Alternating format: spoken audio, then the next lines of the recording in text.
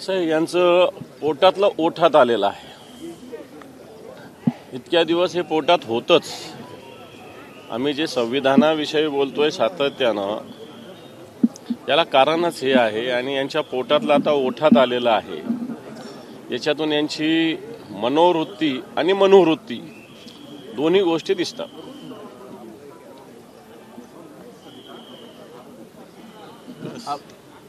विरोधी पक्ष संदर्भात अर्ज तुम्ही भरणार आहात का? कारण काल सुद्धा उद्धव ठाकरेंनी मार्गदर्शन केलं. नाही, चर्चा काही झालेली नाही, पण तो विरोधी पक्ष नेता व्हावा म्हणून निश्चित येणाऱ्या 1-2 दिवसामध्ये किंवा या आठवड्यामध्ये निश्चित आम्ही सगळे मिळून संपर्क साधून विधानसभा अध्यक्ष, मुख्यमंत्री यांच्याशी भेटून निश्चित विरोधी पक्षनेता व्हावा म्हणून त्याच्यासाठी जे काही रिसर्च प्रोसेस आहे ती कंप्लीट करू. विधान परिषदेच्या सभापतीपदासाठी राम शिंदे यांनी अर्ज भरलेला आहे. महाविकास आघाडीकडनं कोणी अर्ज भरणार आहे का, की ही निवडणूक सुद्धा बिनविरोध होईल? बिनविरोध तर नाही होणार, पण एकदा मला असं वाटतं सभापती किंवा विधानसभा अध्यक्ष या सगळ्या निवडणुका एक प्रतिष्ठेच्या असतात, या राजकीय नसाव्यात असं आमचं मत आहे. आणि त्या हेतूनं आम्ही तिन्ही पक्षांनी तर एकत्रित चर्चा केलेली आहे.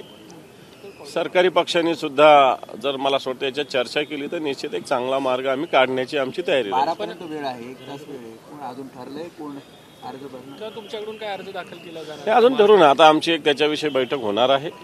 एक प्रिलिम बैठक काल झालेली आहे. आज थोड्या वेळाने त्याच्याविषयी निर्णय घेऊ. अजित पवार थ्रोट इन्फेक्शनचं सारखं आता तो त्यांचा थ्रोट इन्फेक्शन झालं, त्याला काय आता डॉक्टरांचा इलाज ते करत असतील. राजकीय आजार वाटतोय का? नाही आजार हा राजकीय वाटतो. नाही, असं काही वाटत नाही. असं काही समजायची गरज नाही. त्यांच्या सगळ्या मनासारखं झालेलं आहे, त्यामुळे राजकीय आजार कशाला येईल त्यांना. महायुतीकडनं निलमताई सुद्धा भरणार होत्या असं कळलं होतं. मला वाटत नाही. राम शिंदे यांची अधिकृत घोषणा झाल्यावर दुसरे कसे काय भरतील. राम शिंदे यांचं जर नाव अधिकृतरित्या जाहीर झालं असेल तर मला नाही वाटत महायुतीकडून दुसरं कोणी फॉर्म भरण्याची तयारी करेल. एबीपी माझा, उघडा डोळे बघा नीट.